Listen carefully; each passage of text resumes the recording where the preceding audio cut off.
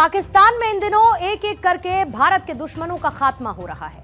मुंबई हमले के दोषियों से लेकर कश्मीर में आतंक फैलाने वाले दहशतगर्दों तक सभी के लिए पाकिस्तान जन्नत से जहन्नुम में तब्दील हो चुका है। पाकिस्तान में कुछ ऐसी इंटरेस्टिंग सी चीजें हो रही हैं जहां पर आईएसआईएस के जो पाकिस्तानी टट्टू हैं वो एकदम प्यार से ठुकने शुरू हो चुके हैं। 3 बड़े बड़े बंदे ठुके हैं। हर दिन पाकिस्तान में हेडलाइंस छपती हैं कि किसी कोट अनकोट अज्ञात शख्स ने आतंकियों की गोली मारकर हत्या कर दी। बाजारों, मसाजिद और इमाम बारगाहों में दहशतगर्दी, शहरों में टारगेट किलिंग। वो जो है वो हमारे दुश्मनों के साथ मिलकर ये सारी कार्रवाइयां कर रहे हैं। उनको राह की हमायत हासिल है, उनको राह की फंडिंग हासिल है। देखिए, हर चीज में इंडिया को ना डालें प्लीज। और अगर इंडिया हर चीज में है तो आपको हैरानी किस यही मसला ना कि वो हर चीज में है। दुश्मन है भैया, आपका दुश्मन है, वो तो जो मर्जी करे।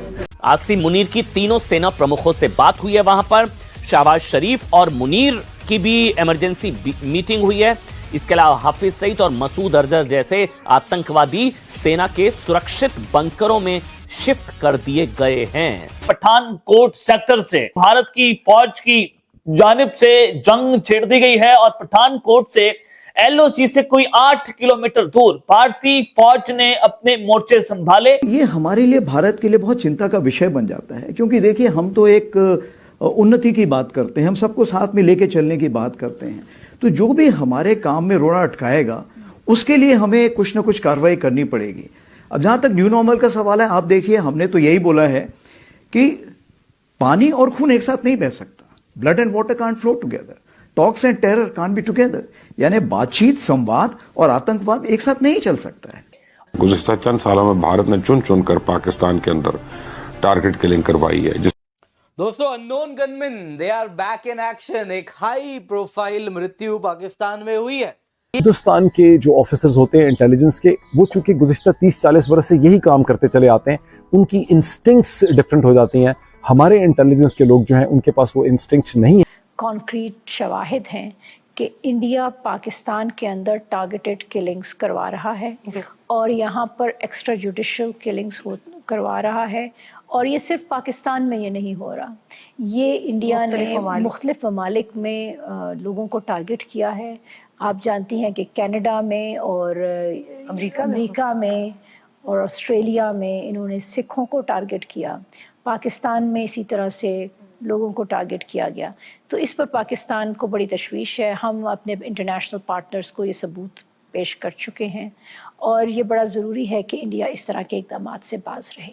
मैम, इसके अंदर व्हाट्स स्टेप फॉरवर्ड अगर इसके अंदर इंटरनेशनल कम्युनिटी, क्योंकि इंटरनेशनल कम्युनिटी की खामोशी हमने काफ़ी हद तक कश्मीर के इशू पर देखी है। जब 2019 में इसका स्पेशल स्टेटस ले लिया गया तो तब तक international community was not moved जब तक पाकिस्तान ने मुकम्मल तौर पर इंटरनेशनल फोरम्स पर जाकर शोर नहीं मचाया। एक तो आप शर्म से मर जाएं या आप इंडिया के मर्सी पे जेब काट ली, मोबाइल फोन चोरी कर लिया, चेन खींच ली, वॉलेट किसी का चोरी कर लिया, ये उस लेवल के काम करते हैं। इससे ज्यादा नहीं है उस कौम का यार। अपने पाकिस्तान के न्यूक्लियर एसेट्स तबाह कर दिए।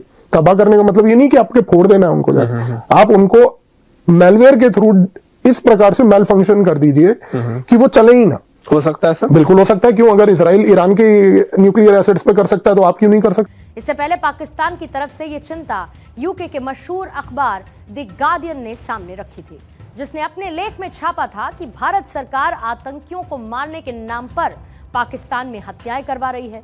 रिपोर्ट में यह दावा किया गया कि उन्होंने इस संबंध में दोनों देशों के खुफिया अधिकारियों से बात की और पाकिस्तानी जांचकर्ताओं की तरफ से साझा किए गए दस्तावेज ये बताते हैं कि भारत ने 2019 के बाद राष्ट्रीय सुरक्षा के नाम पर विदेशों में हत्याएं करनी शुरू कर दी। भारत ने इन आरोपों का साफ खंडन किया था। ये वाकयात होते हैं जो कि तारीख पर अपना गहरा नक्श छोड़ जाते हैं, जिनकी खबरियत जो है वो बज़ाहिर एक या 2 दिन की होती है, लेकिन तारीख की किताबों में हमेशा के लिए रकम हो जाते हैं वो वाकयात। उनकी बहुत सिंबॉलिक सिग्निफिकेंस होती है।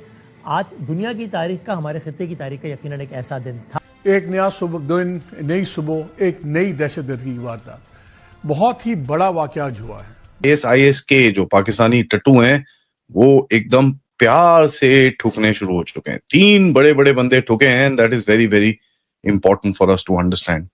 सबसे पहले नगरहार में एक्चुअली 2 बंदे ठुके हैं, तो 3 सेपरेट हिट्स के अंदर। एक बंदा है जिसका नाम है अबू ताहिर अल खोरसानी, उसको कई लोग मुल्ला खालिद भी बोलते हैं, और एक और बंदा है जिसका नाम है इब्रीस, ये उसका तो निकनेम ही पता है मेरे को, but these guys were taken out. ये लोग मोटर बाइक इंटरसेप्टेड व्हीकल हुई, कहां पर, शिरकोट जलालाबाद हाईवे के ऊपर इनको ठोका गया।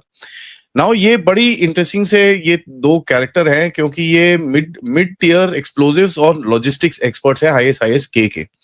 नाउ यहाँ पर आपको बड़ी क्लियरली बात समझ में आनी पड़ेगी, क्योंकि ISIS-K का जिस तरह से दिल्ली ब्लास्ट में भी कनेक्शन निकल रहा है और गुजरात के केस के अंदर भी कनेक्शन निकल रहा है, ये काफी एक इंपॉर्टेंट सेल है।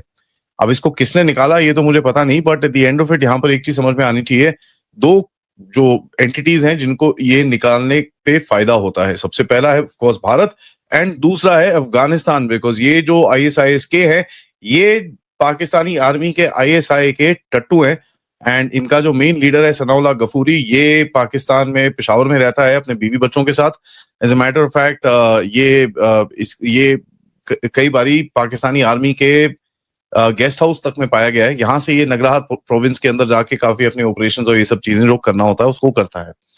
दूसरा बंदा जो जिसके ऊपर अटैक आया है, जिसका नाम है बुरहान, इसका दूसरा नाम है जैद, ये एक सीनियर कमांडर है close to Qari Fateh and Abu Bakar is the main chap.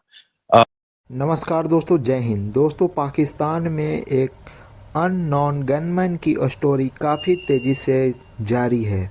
जी हाँ दोस्तों, बताया जा रहा है कि भारत में हुए दिल्ली बम ब्लास्ट में शामिल और उसकी साजिशकर्ता जिसके ऊपर शक था, आज उसको ठोक दिया गया है। जी हाँ दोस्तों, ये एक अननोन गनमैन के द्वारा किया गया है जिसकी कोई खबर नहीं है, और उसने एक के साथ 3 लोगों को ही ठोका है।